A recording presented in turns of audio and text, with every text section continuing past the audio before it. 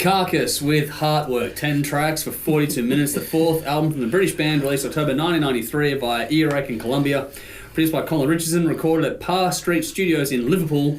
2 singles were released in Heartwork and No Love Lost. No real single or chart info, though this did sell over 80,000 units and is considered a breakthrough album for the band. This will be the band's last album with Michael Amott, and the cover art was actually designed by H.R. Geiger, which is pretty cool. And this is this week's classic review as polled by the audience. Tim? Yeah, this is great. This is heavy metal before the geeks took over. So this is before Frodo went and got the ring. Yeah,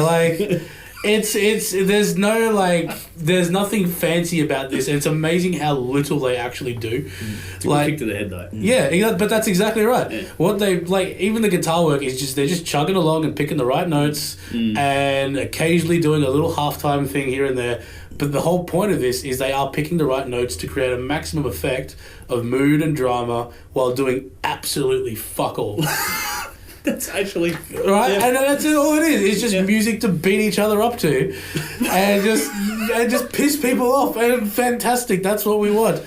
You know, and like some of these breakdowns are so groovy as hell. Yeah. And... You know, we live in an era now where every metal band does a breakdown, and in order to get it to sound heavy, they've got to use an 8-string guitar and still tune that down. These guys and then fucking dial at the bottom end in the exactly production. Because nobody knows how to sit down and write a song, and that's what Carcass do. It's fantastic stuff, and then still, when they do open it up, into for lack of a better term, a chorus. Everything does go. That is a par for a normal song is to have a chorus. But these songs do. They really have choruses. They don't really have choruses. Yeah, but then it does get nice and bright and uplifting in a way, or at least I find it uplifting. Carcass, the uplifting. And you think I've got issues to work through on the last review? Yeah, it's fantastic. 9 out of 10. This is an all-time classic, and it should be granted as such for the death metal genre. Carnal Forge is the highlight. Right. Follow that up. Yeah, okay. Generally with death metal albums, I quite often can find that musically I'll love them, and with the vocals I'll really struggle. Traditionally, I like a bit more melody. Mm-hmm. But this is sort of in the pocket where I'm still comfortable. It's not so blindingly heavy that it loses all sense of rhythm and melody. It's and actually you can still make out lyrics. Yeah, you can.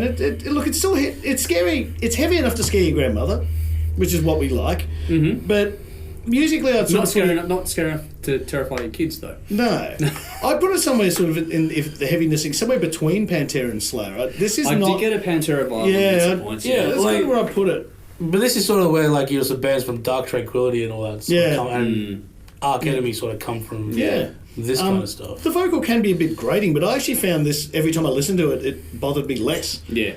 I really, really enjoyed it a hell of a lot more than I thought. It won't be for everyone, but it's well worth a listen. I think just the name of the band Carcass probably kept me away from these guys for a while, and it probably shouldn't have. But it does set the tone. It does set the tone. Dead. I think the songs are really well composed, like you were saying. I think they actually do a really good job. The guitar work's nice and tasty. They don't do too much. The drums are excellent. If anything, it sounded a little bit thin, but we'll listen to a YouTube track on that. Yeah, it's not on streaming services, so you can't go too hard. Yeah, that could be, we'll just ignore that. If you like it heavy, check it out. I give it 8.5 out of 10. I fucking loved it. Highlights were No Love Lost, Heartwork, and Blind Bleeding the Blind. What a great name for a song. Great word. This is not my go-to sort of music, so it's my first listen through for me. I've heard the name kicking around for donkeys and never really gone to my to-do list. Eventually I'll get there, but today I've finally gotten to an album. If you don't like growling vocals, stay the fuck away. This isn't going to do anything for you in that regard. If you do, you're going to be happy. It's a bit of a different tone overall to this one than a lot of other ones that you get from this genre of music. The use of the reverb on the vocal was really well done. It allowed things to... It softened it just enough. It kept it aggressive, but it just smoothed the edges a little bit so it's more accessible. Blends in nicely with the music that way. The music is intense. The energy and the intensity is fucking great. The flip side is they use space, like you were saying, they allow these beautiful moments to come in, and then they fucking just smack you in the head. Not generic breakdowns. That was cool. I really enjoyed that part of it. The tempo switches were well composed. This goes from blistering to dialed right back and anywhere in between, but it does it all seamlessly. Credit where due for the writing and performances on this record. You can't fault that. Some fantastic guitar work, as you expect from this style of music, but it's not a million notes a second. They give the song what it needs, much like we were saying with the Grant Burns one. There's, a feel employed in this, which, what the song needs is what they do, not beyond that. This is thrashy, it's sludgy, it's doomy, it's aggressive, it's dark. This is actually pretty damn cool with suitable lyrics to go with it, and the fact that you can make out the lyrics is kind of cool as well. But there was some dual guitar work, which you don't get a lot of in this style of music. No. That was a refreshing little piece too.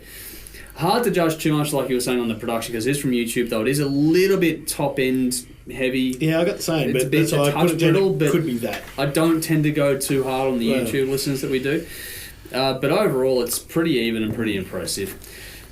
I would have liked to have said a bit more bass in it, that's all. This will come down to taste, personally. But if you enjoy this on the first pass, you're going to enjoy it more after that. If you don't like it on the first pass, don't go back. It's not going to change your mind. I gave it an 8 out of 10. I picked Embodiment, Doctrinal Expletives, This Mortal Coil, and Buried Dreams as my standouts. Check it out for yourselves. Let us know what you think. Hey there, thanks for taking the time to watch this video. We do really appreciate it. Make sure you leave your feedback in the comments below, and also make sure you follow and subscribe and like and all the other stupid shit that every other person on video tells you to do these days.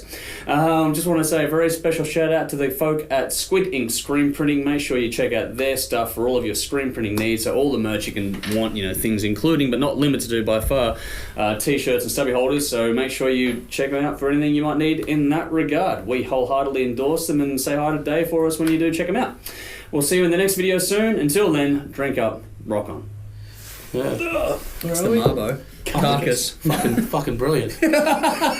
Carcass. You leading off with Carcass? I think you should lead off with Carcass. Yeah, you should lead off with Carcass. This is your penchant.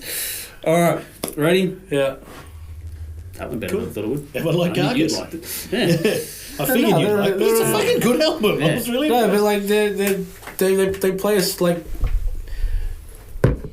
It's that Slayer Pantera thing. That's a good analogy for it. Yeah, but that sort of style of the higher range vocals, that sort of sit right in the middle, really. Yeah. It's not that high shrieking, and it's not that, pig squealing. Rectify.